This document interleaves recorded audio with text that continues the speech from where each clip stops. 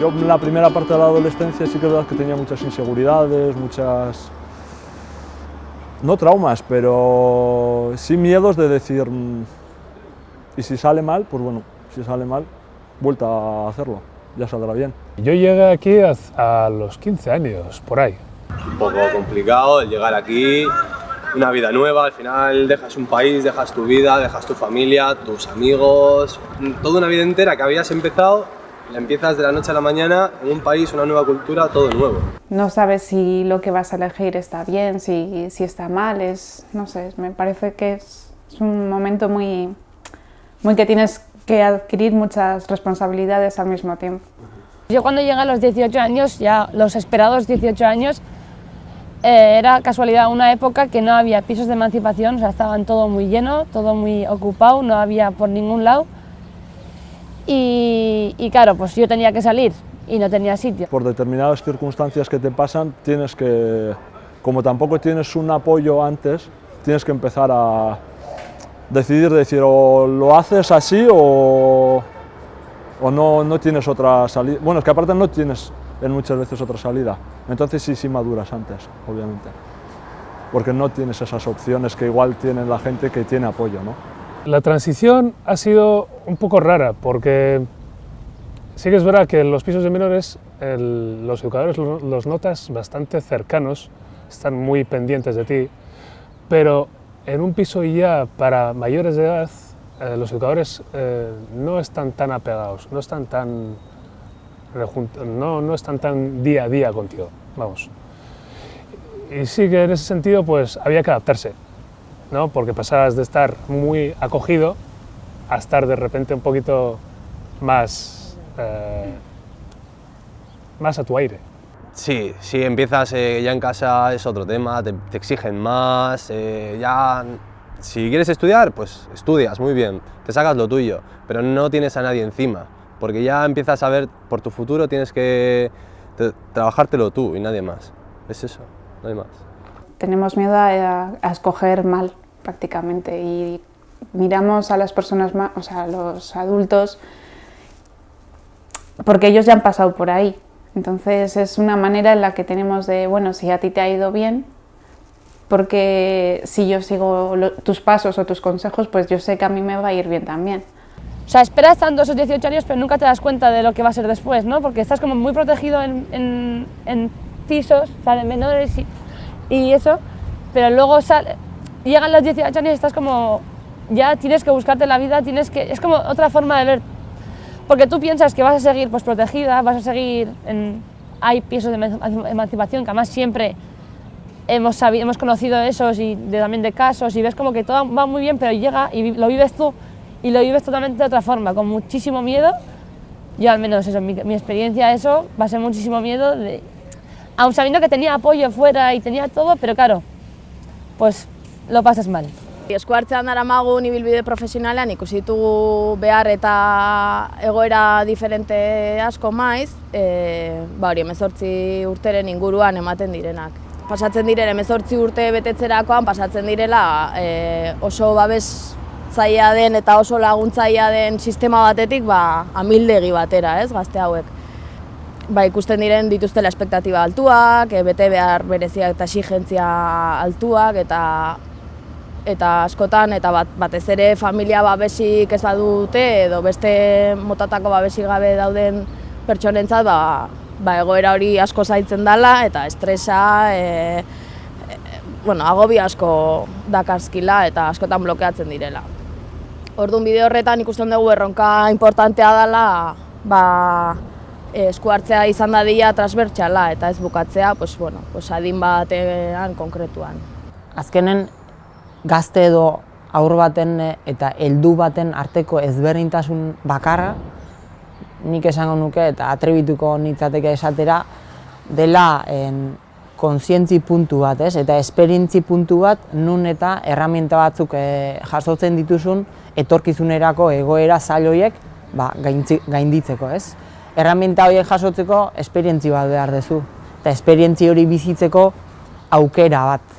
Nei iruditzen zait, transizio horretan zailtasun handiena dela transizio hori ez dela egiten. Hay que entender cómo son los procesos de transición a la vida adulta o los procesos de emancipación, ¿no? Quizás un primer elemento es entender que los procesos de transición a la vida adulta se han alargado, se han complejizado y se han individualizado, ¿no? Y en ese sentido es necesario cada vez más que se presten apoyos a esa transición. Habitualmente son las familias las que conforman una especie de red de seguridad que soporta, que apoya cómo esos procesos se van dando, ¿no? Cuando no hay esa red de apoyo hay que facilitarla, hay que promover que se dé esa red de apoyo en ese momento. En la vida yo creo que hay cosas que dependen de la actitud con que uno las afronte y hay cosas que dependen del azar. Yo fui un privilegiado por el azar. Pero bueno, el azar no lo podemos condicionar nosotros, pero nuestras actitudes sí la podemos condicionar nosotros, ¿no? Que tiene que ver con esas cosas que te tocan el corazón, con esas cosas que te hacen pensar que la vida se puede llamar así, vida, ¿no? Que yo creo que algunos medios sí que nos concienciamos e intentemos mostrarla, ¿no? Pero hay otra cara que no se ve, que es eso precisamente, ¿no? Lo que ocurre con esos jóvenes en el futuro. Y creo que es un problema de mentalidad de la sociedad. Tenemos que concienciarnos de que todos tenemos que integrar a los chavales que están en esa situación y los medios de comunicación tenemos un papel responsable tremendo. Una primera medida sería mejorar la información que disponemos de cómo hoy se están produciendo esas transiciones. Sí sabemos que solo una pequeña parte de los jóvenes recibe apoyo. En algún estudio que hemos hecho calculamos o estimamos que en torno a 3 de cada 10 jóvenes que han finalizado en el sistema de protección reciben un tipo de apoyo, lo cual no sería aceptable, ¿no? Tenemos que aspirar a que el 100% de los jóvenes en esa fase tan importante de la vida puedan recibir un apoyo. Y eso es especialmente importante porque las transiciones se han revelado como uno de los mejores indicadores. Hacer una transición exitosa, una transición eficaz, es un indicador claro de cómo van a ocurrir las cosas después. Y por otra parte, es la manera que tenemos de, como diríamos, de invertir o de ahorrarnos muchos costes que luego, si no lo hacemos esto bien, vamos a tener que desarrollar como sociedad, como administración o como entidades.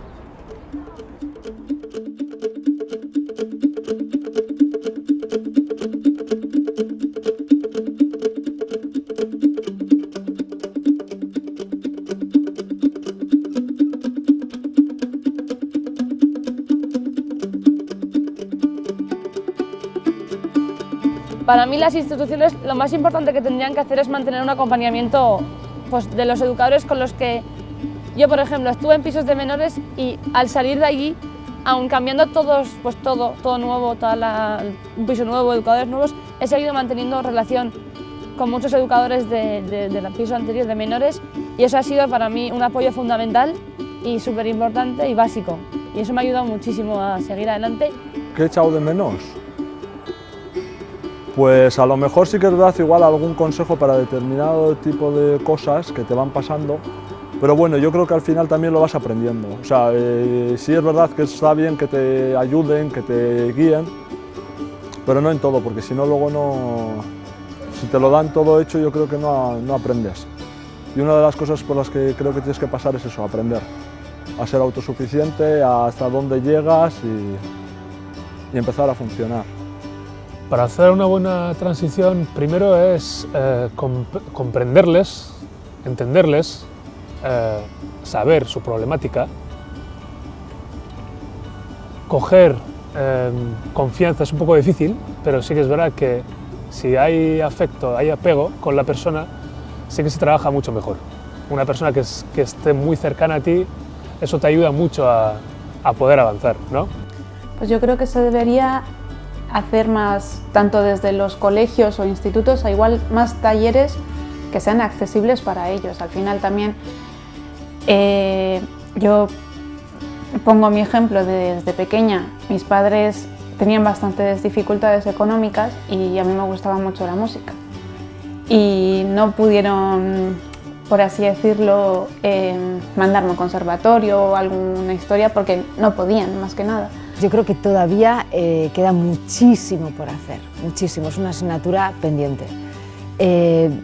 tanto desde el punto de vista de los medios de comunicación, que muchas veces yo creo que cometemos el error de quedarnos en la parte que más vende, ¿no? Que a veces la parte que más vende es la que menos favorece a la sociedad. De 3 hermanas que tengo, pues las 3 han tenido carrera y más o menos tienen un futuro. Y de decir, joder, si mis hermanas teniendo carrera les ha costado labrarse un futuro, yo ¿dónde voy sin tener nada en esta vida?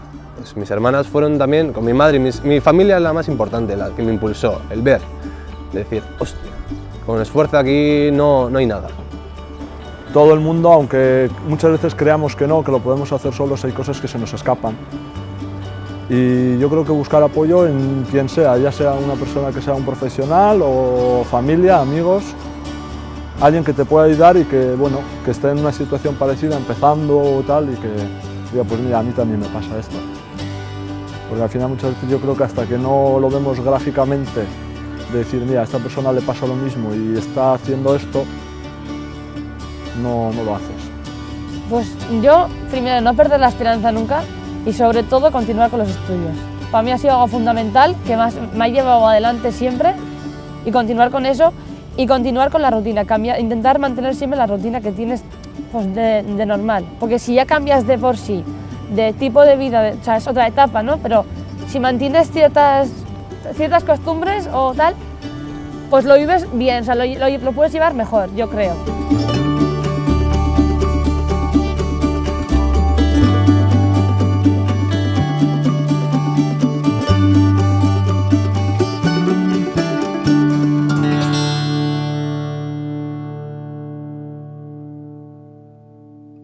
Una vez tuve la fortuna de ir a Atapuerca y de recibir una explicación magistral sobre por qué aquel Homo antecesor, muy anterior al Sapiens, lo consideraron ya humano, ¿no? Y me llamó mucho la atención. Dijeron 2 cosas. Una, porque enterraba a sus muertos y les hacía algunos ritos, y la segunda, sobre todo, porque cuidaban a sus enfermos. Yo creo que, vamos, no es una idea mía, es la explicación que recibí de uno de los investigadores de aquel proyecto, ¿no? Y creo que una sociedad es tanto más avanzada, no cuanto más empuja a los que más capacidades tienen, sino cuanto más ayuda a la gente más débil, ¿no? A la gente más, a los eslabones más débiles de la cadena. Una sociedad es más justa y más digna en la medida en que no se deja a nadie en la estacada, ¿no?